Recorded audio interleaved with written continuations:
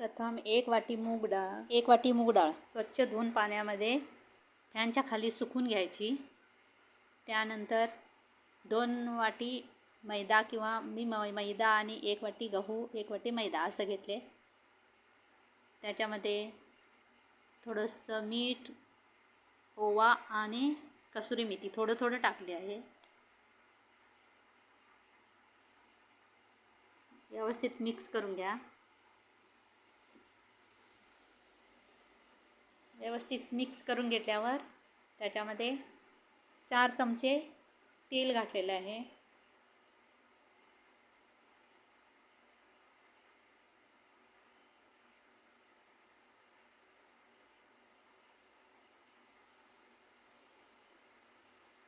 म्हणजे सगळं मिक्स करून घ्यायचं.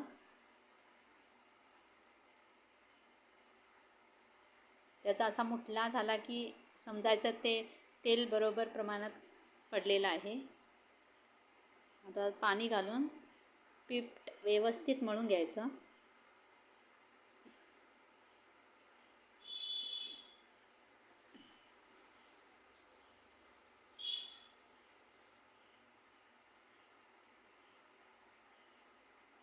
मळल्यानंतर ते 15 मिनटं व्यवस्थित झाकून ठेवायचं. त्यानंतर 1 चमचा धने, 1 चमचा जिरं आणि त्याच्यामध्ये टोस्ट घातलेले आहेत म्हणजे बटर, 4-5 आणि 4-5 बिस्किटं क्रॅकर.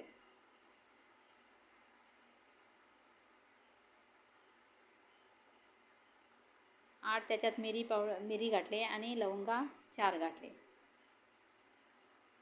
व्यवस्थित बारीक करून घ्यायचं. एकदम बारीक नाही, भरड काढायची.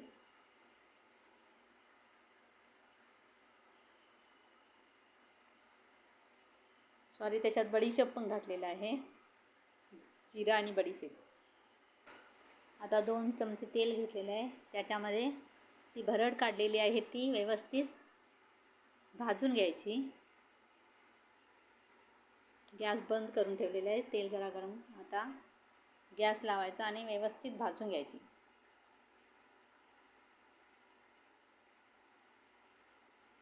त्याच्यामध्ये हिंग घातले अर्धा चमचा हळद घातली. कसुरी मेथी 1 चमचा घेतले. व्यवस्थित ढवळून घ्या. ढवळल्यानंतर त्याच्यामध्ये तिखट पावडर आहे, ती गगनगिरी तिखट पावडर आहे, जास्त तिखट नसते, ते 2 चमचे घातले. आता 1 चमचा जिरं पावडर आणि 1 चमचा धने पावडर घाला.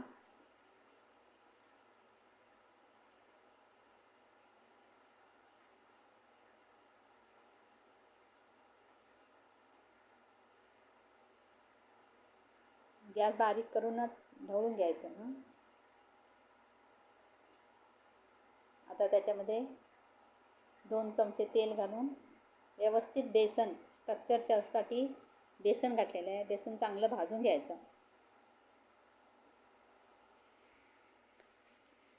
आता डाळीमध्ये थोडं पाणी असते, ते जरा सुकू दे म्हणून मी कढईत घालून व्यवस्थित ढवळून घ्यायचं. आता त्याच्यामध्ये सगळे मसाले घालून व्यवस्थित आता डाळ भाजीपर्यंत ढवळून घ्या. त्याच्यामध्ये 2 चमचे मीठ घातले.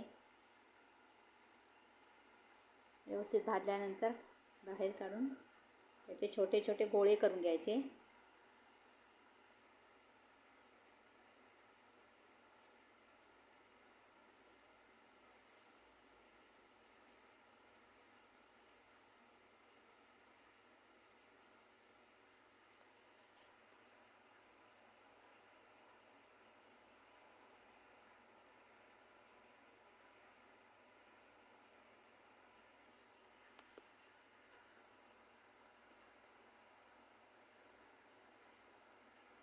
हे बघा गोळे झालेले आहेत तयार.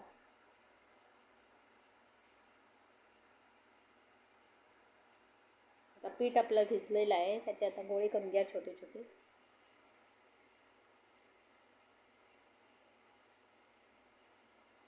मोदकाची पारी लाटतो तशी गोल गोल करून घ्यायच्या हातावरच. तुम्ही लाटून पण करू शकता. तेव्हा त्याच्यात सारण घालून असं गोल गोळा करायचा, नाही तर थोडे चपटेही करायचे. तुम्हाला कसा आकार द्यायचा आहे तसा देऊ शकता.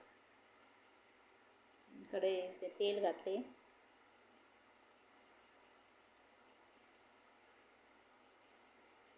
तेल हलकं गरम झालं की त्याच्यामध्ये सोडायचे. जास्त गरम झालं तर ते वरून भाजणार आणि आतून कच्चे राहणार. त्याच्यासाठी तेल थोडंच गरम झालं की घालायचं थोड्या प्रमाणात. आता आपले कचोरी तयार. ही कचोरी खाऊन बघा आणि तुम्हाला व्हिडिओ आवडल्यास लाईक करा, सबस्क्राईब करा आणि तुम्हीही करून बघा.